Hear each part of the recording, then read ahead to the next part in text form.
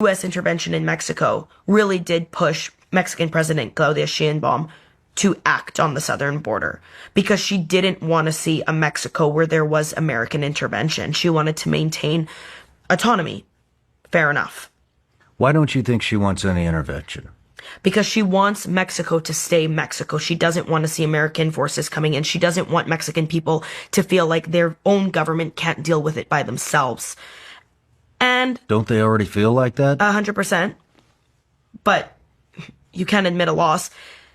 Another point to that is to protect people who are in her administration who have narco ties. Does she have narco ties? 100%. 100%. I believe she definitely has narco ties. What makes you believe that? She's with the Morena party.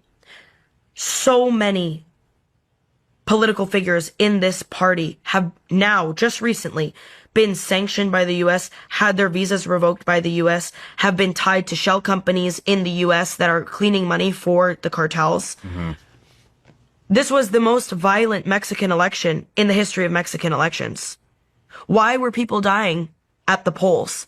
Why were armed men showing up to voting stations and destroying the ballots and the ballot boxes?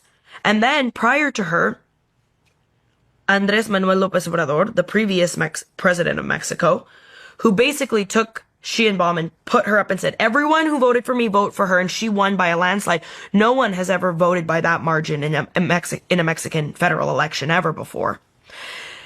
He had been reported to have received a significant multi-million-dollar payout from the Sinaloa cartel.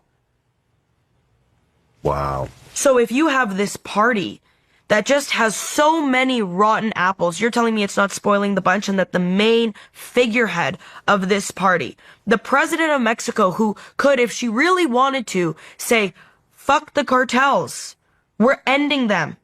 Everyone is suffering on both sides of the border and globally. Okay, we are going to crack down.